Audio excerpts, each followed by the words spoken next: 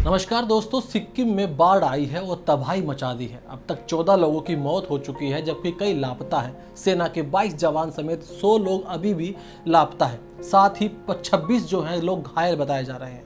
राज्य के विभिन्न हिस्सों में 3000 से ज्यादा पर्यटक अभी फंसे हुए हैं। आशंका बताई जा रही है कि अचानक आई इस बाढ़ में चुंगथांग में तीस्ता स्टेज 3 बांध का काम जो चल रहा था, उस पर मजदूर भी फंसे होने की, अभी सुरंगों में फंसे होने की खबर है। स्थिति को देखते हुए राज्य सरकार ने राष्ट्रीय आपदा प्रतिक्रिया बल की 3 अतिरिक्त प्लाटून की मांग की है, जिसे केंद्र सरकार ने मंजूरी भी दे दी है। बाढ़ का कारण बादल का फटना बताया जा रहा है। हालांकि वैज्ञानिकों का एक दल नेपाल में आए भूकंप से भी इसको जोड़कर देख रहा है। फिलहाल तो सिक्किम में जांच और बचाव कार्य युद्ध स्तर पर चल रहे हैं, लेकिन सवाल ये उठता है कि आखिर लद्दाख हो या फिर हिमाचल, उत्तराखंड या फिर सिक्किम, अरुणाचल प्रदेश हो, इन सभी राज्यों में एक बात कॉमन है, और वो है ये कि ये सभी राज्य चीन के साथ भारत की अंतर्राष्ट्रीय सीमा बनाते हैं। तो क्या बादल फटने के पीछे कोई साजिश है? सबसे पहले जानते हैं कि ये बादल फटना क्या होता है। क्या ये चीन की कोई नई चाल है? क्या चीन किसी बड़े वेदर वेपन पर काम कर रहा है? वेदर वेपन होते क्या हैं, इनका इतिहास क्या है, और क्या है क्लाउड सीडिंग टेक्नोलॉजी? क्या भारत वेदर वॉर में चीन से मुकाबला करने के लिए तैयार है? ऐसे ही कुछ अन्य सवालों के साथ शुरू करते हैं आज का डेमोक्रेसी 360, जहां सीमावर्ती राज्यों में बढ़ते बाढ़ के खतरे पर 360 डिग्री विश्लेषण किया जाएगा। नमस्कार, मेरा नाम है सोमवीर कौशिक और आप देख रहे हैं क्लिक इंडिया। तो बादल फटना आखिर कहते किसे हैं? इसमें देखिए, बादल फटना ऐसा नहीं है तो कि वो बादल फट जाता है, नहीं, ऐसा नहीं है। देखिए, बारिश इतनी तेज होती है जैसे बहुत सारा पानी से भरी एक बहुत बड़ी पॉलिथीन आसमान में फट गई हो, ऐसा प्रतीत होता है। इसलिए इसे हिंदी में बादल फटना कहते हैं, यानी कि एक ही बार में एक ही जगह पर बहुत ज़्यादा बारिश होना, बादल फटना हमारी आम भाषा में, बोलचाल में हम इसका प्रयोग करते हैं। अब बादल फटने को गणित से समझते हैं कि आखिर ये होता क्या, क्योंकि इसका इम्पैक्ट समझना बहुत बड़ा है। देखिए, मौसम विभाग के मुताबिक जब अचानक 20 से 30 वर्ग किलोमीटर के इलाके में 1 घंटा या उससे कम समय में 100 mm या उससे ज़्यादा बारिश हो जाए तो इसे बादल का फटना कहते हैं। शायद आपको अभी भी ये बात समझ नहीं आई होगी, तो इसको थोड़ा सा और बड़ा करते हैं। इसके लिए सबसे पहले 1 mm बारिश का मतलब समझना होगा। देखिए, 1 mm बारिश होने का मतलब है कि 1 मीटर लंबे और 1 मीटर चौड़े यानी कि 1 वर्ग मीटर इलाके में 1 लीटर पानी का बरसना। अब आप इस गणित को बादल फटने की परिभाषा पर फिट कर दें तो अब आपके सामने एक रिजल्ट निकल के आएगा कि 1 मीटर लंबे और 1 मीटर चौड़े इलाके में 100 लीटर या उससे ज़्यादा पानी बरसना, वो भी 1 घंटे या उससे भी कम समय में। अगर ऐसा होता है तो समझिए इस क्षेत्र में बादल फट चुका है, मतलब बारिश बहुत ज़्यादा एक ही समय पर एक ही जगह पे आ रही है। अब इसको थोड़ा सा और बड़ा करके समझते हैं। अब आते हैं हमारे अगले सवाल की तरफ कि क्या ये चीन की कोई नई चाल है? देखिए, सीधे तौर पर तो हम इस बात पर कोई टिप्पणी नहीं कर सकते, लेकिन बीते कुछ वर्षों में हुई ऐसी घटनाओं से प्रश्न चिन्ह उठने लग गए हैं। देखिए, 17 जुलाई 2022 को तेलंगाना के मुख्यमंत्री चंद्रशेखर राव ने कहा था कि क्योंकि वहां पर उस वक्त बाढ़ आ गई थी, उन्होंने कहा था ये एक नई घटना है जिसे बादल फटना कहते हैं। लोग कहते हैं कि इसमें कुछ साजिश है। हम नहीं जानते कि ये कितना सच है, या कहा जाता है कि विदेशी जानबूझकर हमारे देश में कुछ ऐसी जगहों पर बादल फटने जैसी घटनाएं करते हैं, और इसको उन्होंने जो है विदेशी ताकतों के हाथ की एक जो है साजिश बताया। साथ ही उन्होंने कहा कि लेह, लद्दाख और उत्तराखंड में भी पहले भी ऐसा हो चुका है। तो यहाँ एक तरह से सवाल उठने तो शुरू हो गए हैं।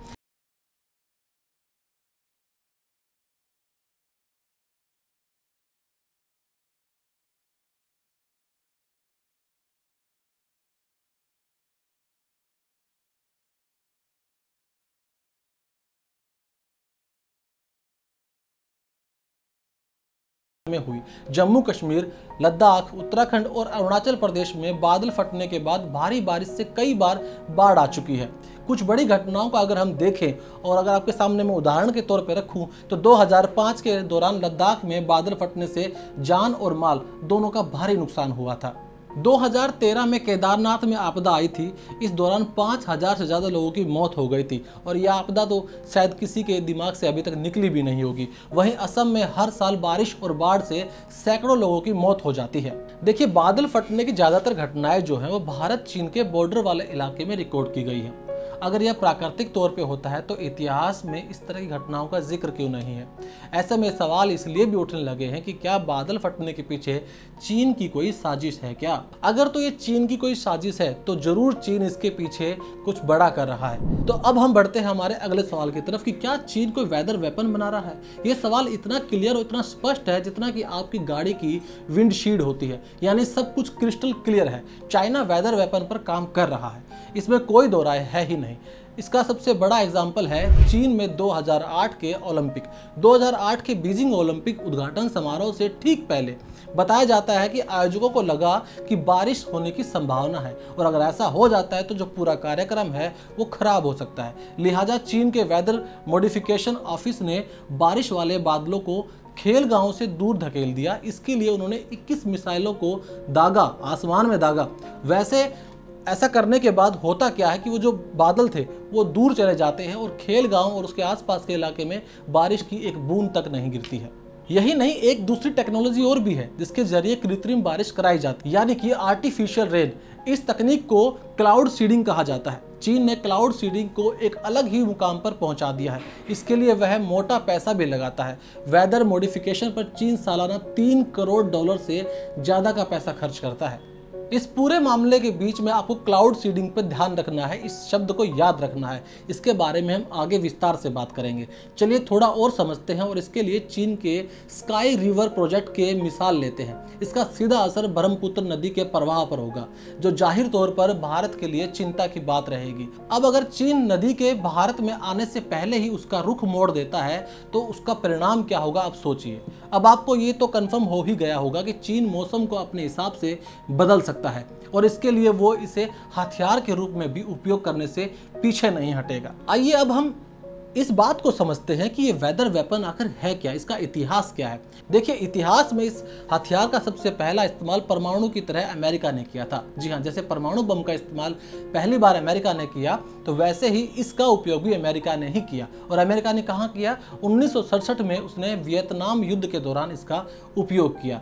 अमेरिकी वायुसेना ने मानसून के मौसम को लंबा करने के लिए क्लाउड सीडिंग की। इससे बारिश का सिलसिला तेज हुआ और अचानक बाढ़ आ गई। नतीजा यह हुआ कि विरोधी खेमे के सारे सप्लाई रूट फंस गए, खत्म हो गए। कुछ अनुमान बताते हैं कि इससे अमेरिका सेना को 3 साल तक लगातार बमबारी करने जितना फायदा हुआ, यानी कि 3 साल तक जितनी बमबारी वो करते उतना तो एक बार भी फायदा मिल गया। साल 1997 में तत्कालीन अमेरिकी रक्षा सचिव विलियम एस कोहेन ने आतंकवाद के मुद्दे पर एक सम्मेलन में इस तरह का डर जताया था। उन्होंने कहा था कि आतंकवादी पर्यावरण का सहारा लेकर नुकसान पहुंचा सकते हैं। उनके लिए टेक्नोलॉजी की मदद से जलवायु, भूकंप और ज्वालामुखी जैसे कुदरती चीजों से छेड़छाड़ करना कोई बड़ी बात नहीं होगी। अमेरिकी एयरफोर्स की स्टडी भी साफ करती है कि वेदर मॉडिफिकेशन का हथियार की तरह इस्तेमाल भविष्य में किया जा सकता है। हमने क्लाउड सीडिंग के बारे में बहुत बार सुना है, तो आइए जानते हैं कि ये क्या टेक्नोलॉजी है।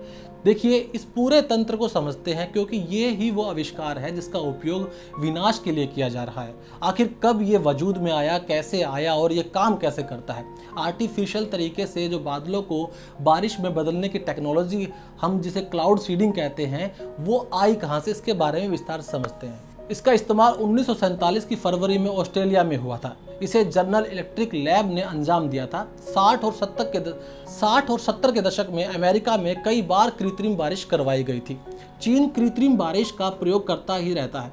संयुक्त अरब अमीरात गर्मी से बचने के लिए कृत्रिम बारिश का इस्तेमाल करता है। भारत, चीन, अमेरिका समेत दुनिया के 60 से ज़्यादा देश कृत्रिम बारिश या आर्टिफिशियल रेन कराने की टेक्नोलॉजी विकसित कर चुके हैं। आइए अब जानते हैं कि ये होती कैसे है। देखिए, क्लाउड सीडिंग के लिए सिल्वर आयोडाइड, पोटेशियम आयोडाइड और ड्राई आइस जिसे सॉलिड कार्बन डाइऑक्साइड जैसे रसायनों को हेलीकॉप्टर या प्लेन के जरिए आसमान में बादलों के करीब बिखेर दिया जाता है। ये पार्टिकल हवा में भाप को आकर्षित करते हैं, जिससे तूफानी बादल बनते हैं और अंत में बारिश हो जाती है। इस तरह की बारिश को होने में तकरीबन आधे घंटे का समय भी लग सकता है। तो क्या भारत वेदर वॉर में चीन से मुकाबला करने के लिए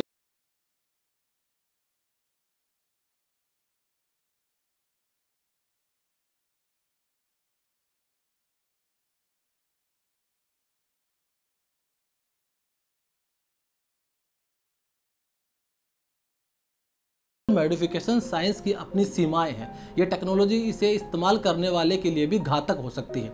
हालांकि ये कड़वा सच है कि भारत इस रणनीति में चीन के सामने कहीं पीछे छूट चुका है, यानी कि अभी तक हमने इतना कुछ काम इस पर किया नहीं है। भारत को मौसम युद्ध की तैयारी करनी चाहिए। इस मामले में चीन काफ़ी आगे निकल चुका है। ऐसे में भारत का हाथ पर हाथ रखकर बैठे रहना घातक साबित हो सकता है। और ऐसा भी नहीं है कि भारत बिल्कुल इसको गंभीरता से नहीं ले रहा।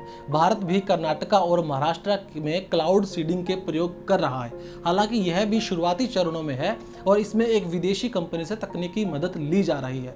गौर करने वाली बात यह है कि चीन इस टेक्नोलॉजी में आत्मनिर्भर हो चुका है। भारत इसरो की सहायता से भूटान में सैटेलाइट ट्रैकिंग और डेटा रिसेप्शन सेंटर भी बना रहा है। लेकिन भारत और बाकी दुनिया के लिए चिंता की बात यह है कि चीन और रूस मिलकर इस टेक्नोलॉजी पे और ज़्यादा काम कर रहे हैं। हालांकि दोनों ही देश सक्षम हैं इस टेक्नोलॉजी का इस्तेमाल करने में, लेकिन वो इसे हथियार के रूप में विकसित करना चाहते हैं और इसके लिए दोनों मिलकर काम कर रहे हैं। लेकिन अभी तो ऐसा कोई सबूत हमारे सामने नहीं है कि चीन मौसम का भारत के खिलाफ हथियार के रूप में इस्तेमाल कर रहा है। भारत सरकार ने ऐसे दावे करने के लिए कोई ठोस रिसर्च भी अभी तक नहीं की है। इसलिए खतरा तो है, लेकिन धीमी रफ्तार से ही सही, लेकिन भारत इसके लिए काम जरूर कर रहा है। तो कैसी लगी आपको जानकारी और आपका क्या मानना है कि सीमावर्ती जो राज्य हैं, जो चाइना से लगते हैं, हमारे बॉर्डर हैं, वहां पर जो लगातार बादल फटने की घटनाएं